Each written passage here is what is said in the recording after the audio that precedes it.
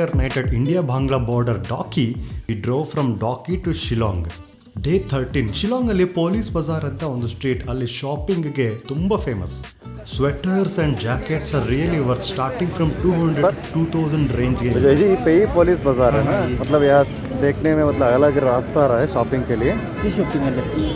ओ अभी थोड़ा है, पहली बार आया है इसलिए पता नहीं चल रहा है, वो रास्ता मेन है. अच्छा अभी थोड़ा है, थोड़ा है.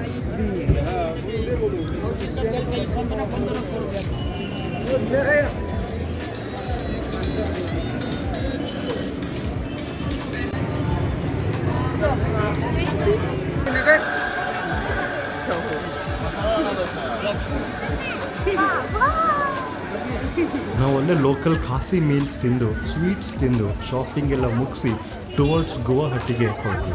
Shillong to Guwahati is a decent drive. Road conditions ತುಂಬ ಚೆನ್ನಾಗಿದೆ. By evening we reached Guwahati. Airbnb check in ಮಾಡಿ ಕಂಪ್ಲೀಟ್ಲಿ ರೆಸ್ಟ್ ಮಾಡಿಬಿಟ್ವಿ. ಡೇ 14 ಅರ್ಲಿ ಮಾರ್ನಿಂಗ್ ನಾವು ಗುವಾಹಟಿಯಲ್ಲಿರೋ ಮಾ ಕಾಮಾಖ್ಯ ಟೆಂಪಲ್ಗೆ ಹೊರಟ್ವಿ.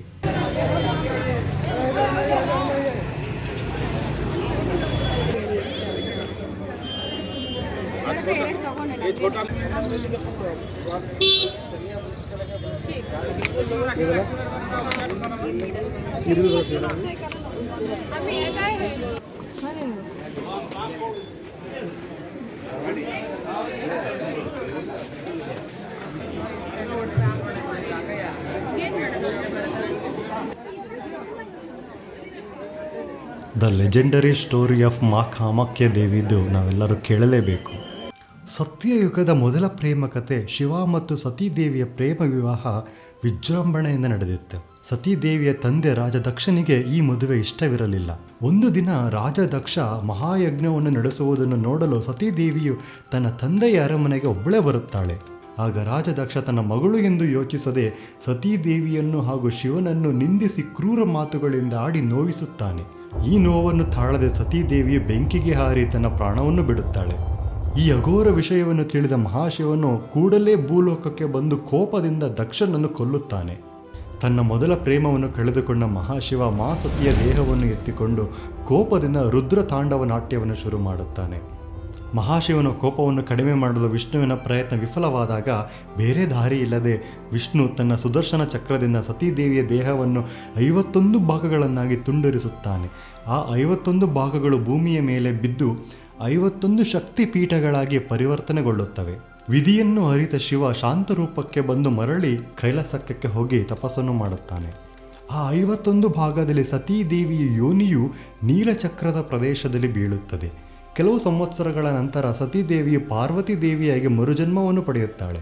ಇಲ್ಲಿ ಕೈಲಾಸದಲ್ಲಿ ಕಾಮದೇವ ಮತ್ತು ಆತನ ಸತಿ ರತಿಯು ಶಿವನಿಗೆ ಪ್ರೀತಿಯ ಬಾಣವನ್ನು ಬಿಟ್ಟಾಗ ಧ್ಯಾನದಿಂದ ಎಚ್ಚೆತ್ತ ಮಹಾಶಿವನು ಕೋಪಗೊಂಡು ತನ್ನ 3ನೇ ಕಣ್ಣಿನಿಂದ ಕಾಮಧೇನುವನ್ನು ಸುಡುತ್ತಾನೆ.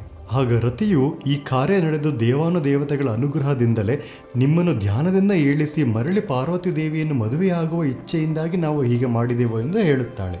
ಆಗ ಮಹಾಶಿವ ಶಾಂತನಾಗಿ ಮರಳಿ ಕಾಮದೇವನಿಗೆ ಜೀವವನ್ನು ಕೊಡುತ್ತಾನೆ. ಆದರೆ ಸುಟ್ಟು ಹೋದ ದೇಹದ ಮತ್ತೆ ರೂಪ ಸಿಗುವುದಿಲ್ಲ.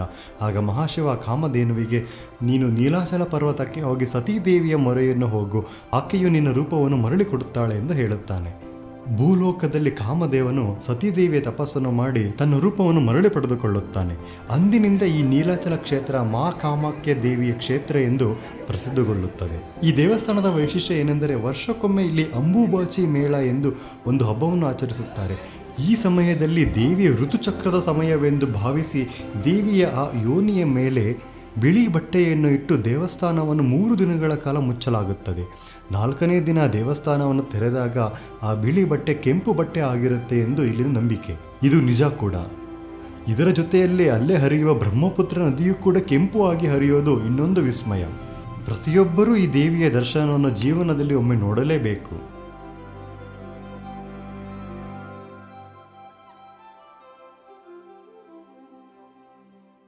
ದರ್ಶನ ಎಲ್ಲ ಮುಗೀತು. You are feeling like a good sign.